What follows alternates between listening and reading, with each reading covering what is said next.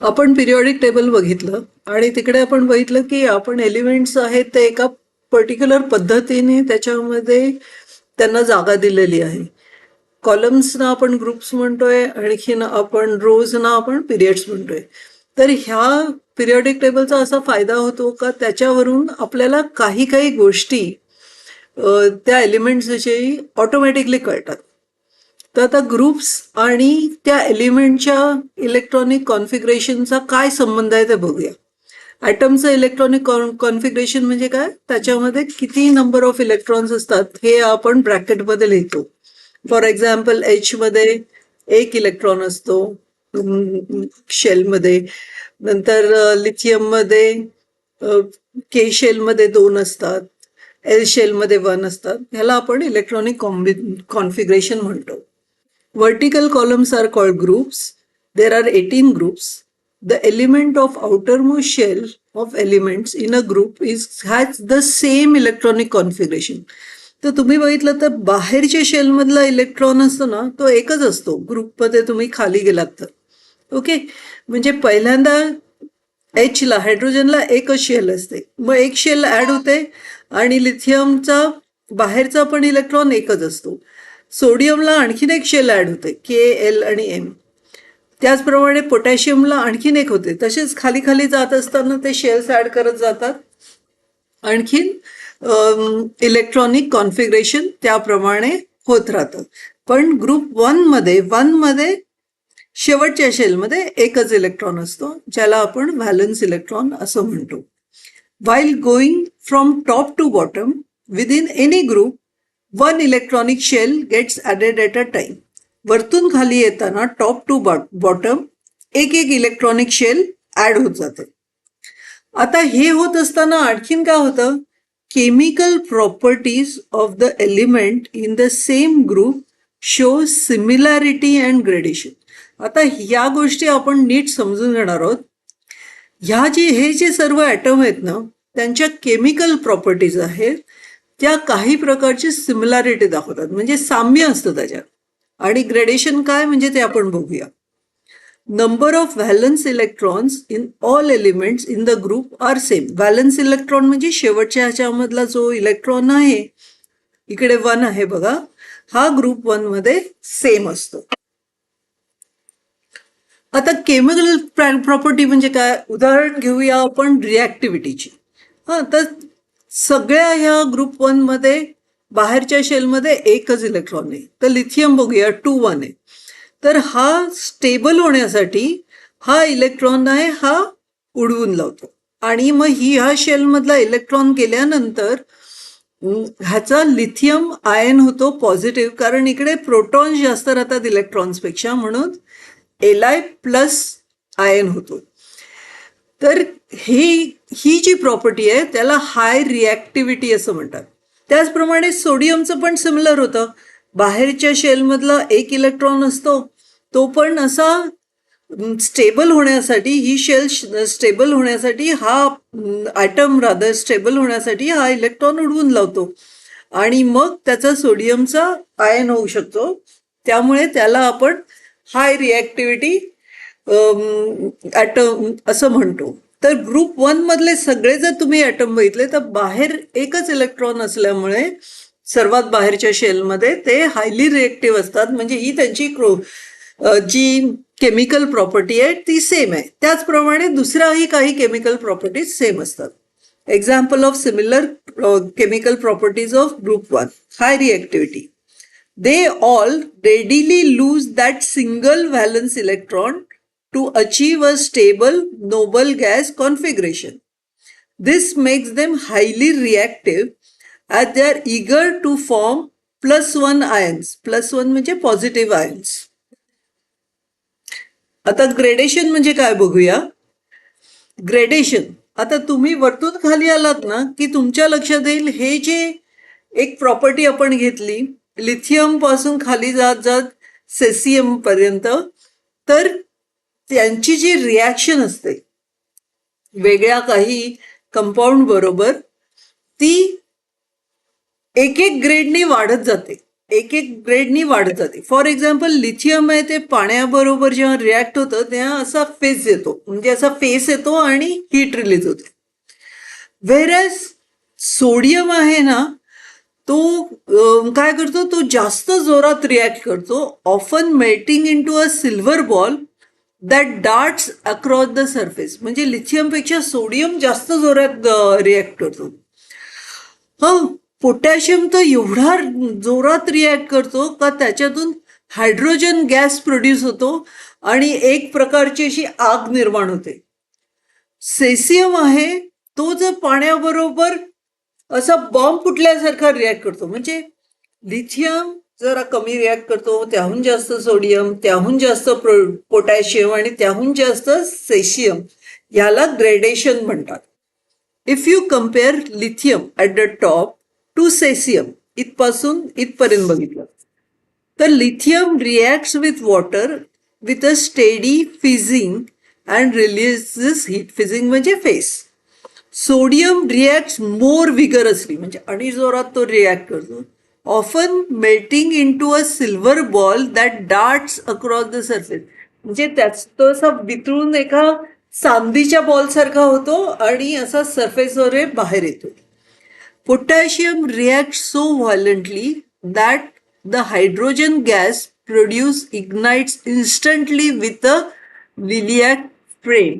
तर पोटॅशियम पाण्याबरोबर रिॲक्ट करतो ना, तर पाण्याचं काय असतं, H2O, राईट, म्हणजे हायड्रोजन असतं. तर ते पोटॅशियम जेव्हा रिॲक्ट करतं तेव्हा त्याच्यामध्ये इतका जोरात तो रिॲक्ट करतो का त्याच्यामधला हायड्रोजन गॅस होतो पाण्यातला, तो असा पेटतो आणि त्याची लिलियाक फ्लेम होते. आता त्याही पेक्षा जास्त सेसियम म्हणजे अगदी बॉम्ब फुटल्यासारखा रिॲक्ट करतो. Caesium react exclusively upon contact with water at its valence electron is so weakly held that it is lost almost instantaneously. सेसियमचा बाहेरचा जो व्हॅलन्स इलेक्ट्रॉन असतो ना, तो इतका वीकली पकडला गेलेला असतो कारण तो प्रोटॉनच्या सगळ्यात प्रोटॉनपासून बराच दूर असतो. त्यामुळे त्यांच्यामधलं अट्रॅक्शन पॉवर जे त्याला धरून ठेवणार असतं ते खूप असं वीक असतं. हा, आणि त्यामुळे तो पटकन बाहेर निघून जातो आणि सेसियम रिॲक्ट्स एक्सप्लोझिव्हली. ह्याला ग्रेडेशन ही प्रॉपर्टी म्हणतात. ओके, आता पुढे जाऊया आपण. Period and electronic configuration. तर आता आपण पिरियड आणि इलेक्ट्रॉनिक कॉन्फिगरेशन वरून खाली आणि आडवं असं दोन्ही बघूया. ओके, वरून खाली बघायचं आणि हे आडवं. आता तुम्ही वरून जेव्हा खाली येतात तेव्हा बघता की पिरियड म्हणजे व्हॅलन्स इलेक्ट्रॉन एक एकच असतो, 111 असतो. व्हेरॅज तुम्ही जेव्हा आडवं बघता तेव्हा व्हॅलन्स इलेक्ट्रॉन आहे तो बघा, इथे 1 आहे, नंतर 2 आहे, मग 3 आहे, मग 4 आहे आणि मग 4 नंतर व्हॅलन्सी पुन्हा कमी होते. पण कॉन्फिगरेशन कसं होतंय, 2-5, 2-6, 2-7, 2-8, पण शेल मात्र 2च असतात. खालचं बघूया थर्ड रोचं, 281, 282, 3, 4, 5, 6, 7, 8. तर इकडे 3 शेल झालं. Periods and electronic configuration. Horizontal rows in the periodic table are called as periods. There are 7 periods in modern periodic table. खाली असे 7 rows आहेत. Within the period, atomic number increases by 1 at a time and the number of valence electron also increases by 1 at a time. Within a period म्हणजे row मध्ये. Row मध्ये काय होतं, atomic number 3चा 4 झाला, 4चा 5 झाला, असा तो वाढत जातो. Increases by 1 at a time. त्याच्याबरोबर जो इलेक्ट्रॉन आहे बाहेरच्या शेलमधला 1, 2, 3 तो पण वाढत जातो. Electrons are filled in the same shell while going along a period from left to right. डावीकडून उजवीकडे जाताना सेम शेलमध्ये म्हणजे एल शेलमध्येच इलेक्ट्रॉन फिलअप होत चाललेत. Electrons are filled in the same shell while going along a period from left to right, and at the beginning of next period a new electron shell starts filling up. इथपासून एक एक वाढत जातो आणि पुढच्या पिरियडला आलं का एक आणखीन शेल ऍड केली जाते आणि पुन्हा मग 1 2 3 1 2 3 असं शेवटच्या शेलमध्ये इलेक्ट्रॉन ऍड होत जातं. In each period the number of valence electrons is different in these elements but number of shells is same. ह्या प्रत्येक ह्याच्यामध्ये व्हॅलन्स इलेक्ट्रॉनचा नंबर वेगळा आहे पण शेल काय आहे, सेम आहे. ओके. 5व्या नंबरची काय प्रॉपर्टी आहे, the elements with the same number of shells occupied by electrons belong to the same period. त्याच गोष्टी सारख्या सारख्या पुन्हा वेगवेगळ्या शब्दात लिहिलेल्या आहेत. The element with same number of shells, same number of shell म्हणजे इकडे बघा हे सगळे एलिमेंट आहेत त्याला किती नंबर ऑफ शेल्स आहेत, 3 shells. Element with same number of shells occupied by electrons belong to the same period. म्हणजे 3 शेल्स असेल तर थर्ड रो, 2 शेल्स असेल तर सेकंड रो, एकच शेल असेल तर फर्स्ट रो, असा ह्याचा अर्थ आहे. The elements with same number of shells occupied by electrons belong to the same period. The number of elements in the first 3 periods is determined by electron capacity of the shell and the law of electron octet. आता हे आहेत ना first 3 periods. First 3 periods म्हणजे 1, 2 आणि 3. Number of elements in the first 3 period. तर त्याच्यामधली जे elements आहेत ना ते capacity of the shell and law of electronic octet. Electronic octet म्हणजे काय, पहिल्या शेलमध्ये 2, दुसऱ्या शेलमध्ये 8 मॅक्झिमम, तिसऱ्या शेलमध्ये म्हणजे तो फॉर्म्युला आहे ना 2n² फॉर्म्युला आहे तो शेलचा, त्याप्रमाणे त्या फॉर्म्युलाच्या रूलप्रमाणे एक्झॅक्टली तशा रीतीनेच आहे. ओके. तर पहिल्या 3 पिरियडमध्ये हे सगळे काही त्याच्यामध्ये असं व्हेरिएशन किंवा बदल नाही. The chemical reactivity of an element is determined by number of valence electron in it and the shell number of the valence shell. Chemical reactivity आपण बघितली of the element is determined by number of valence electron. आता valence electron इकडे 1 आहे, इकडे 2 आहे, इकडे 3 आहे. ह्याच्यावरती त्याची केमिकल रिॲक्टिव्हिटी म्हणजे कशा रीतीने तो म्हणजे बाहेरचा जो शेलमधला इलेक्ट्रॉन आहे ना तो कशा रीतीने वागणार आहे त्याच्यावर त्याची केमिकल रिॲक्टिव्हिटी डिपेंडेंट आहे. The properties of elements change slowly from one end to the other end of the period.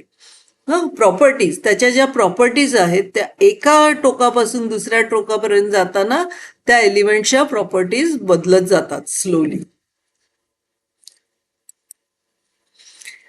आता ह्याच गोष्टी आपण सगळ्या 2 शॉर्ट ह्याच्यामध्ये लिहून काढणार आहोत.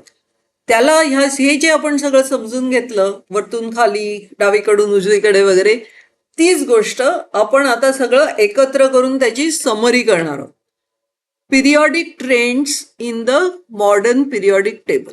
Periodic trends in the modern periodic table म्हणजे काय, पिरियॉडिक टेबलकडे बघितल्यावरती तुम्हाला कुठल्या ट्रेंड्स कळतात, म्हणजे कुठल्या तुम्हाला रेग्युलॅरिटी कळते किंवा काय बदल करतं. पिरियॉडिक टेबल थोडक्यात तुम्हाला काय सांगू शकतं. When properties of element in a period or a group of modern periodic table are compared, certain regularity म्हणजे काही नियमितपणा त्याच्यात आढळतो अँड इन देअर व्हेरिएशन्स बदल. It is called as periodic trends in the modern periodic table. त्याच्यामध्ये महत्वाची property कुठली आहे, valency. The valency of an element is determined by the number of electrons present in the outermost shell of its atom. That is called as valence electrons. बाहेरच्या शेलमध्ये त्याचे जे electrons असतात त्याच्यावर त्याची व्हॅलन्सी डिपेंडंट असते. The general trend for valency across a period left to right in a periodic table is that it increases from 1 to 4 and decreases to 0. बघा इकडून पहिल्यांदा व्हॅलन्सी कशी ना इन्क्रीज होत होते 1 2 3 4, म्हणजे इकडे काय ना इकडे 4 पर्यंत जाते आणि मग 4 नंतर 3, 2, 1, 0 अशी होत राहते. आता 4 नंतर ते जे 5 इलेक्ट्रॉन्स बाहेरच्या शेलमध्ये असतात ते उडून न जाता ते 3 इलेक्ट्रॉन्स अट्रॅक्ट करतात जास्त किंवा कोव्हॅलंट बॉन्ड्स करतात. त्याचप्रमाणे 2-6ला ते काय करतात, 8-8 होण्यासाठी 2 इलेक्ट्रॉन्स खेचून घेतात. त्यामुळे N ची व्हॅलन्सी 3 होते, O ची व्हॅलन्सी 2 होते. तर व्हॅलन्सी कशी आहे, 1, 2, 3, 4, 3, 2, 1, 0. Okay? This trend is observed in both period 2 and period 3. Elements on the left of the period tend to lose electron to achieve a stable noble gas configuration, while those on the right tend to gain electrons. म्हणजे इथे काय करतात, loose करतात electron आणि इकडे काय करतात, ते इलेक्ट्रॉन गेन करतात. The valency of element remains same as you move down the group in a periodic table. म्हणजे खाली जर तुम्ही आलात तर सगळ्यांची व्हॅलन्सी सेम आहे. ग्रुप 1 मधल्या सर्वांची व्हॅलन्सी सेम आहे, ग्रुप 2 मधल्या सर्वांची व्हॅलन्सी सेम आहे. अशा रीतीने ती व्हॅलन्सी डिटर्मिन होते. Valency of element remains same as you move down a group in the periodic table. This is because elements within the same group share same number of valence electrons, which determines their combining capacity or valency.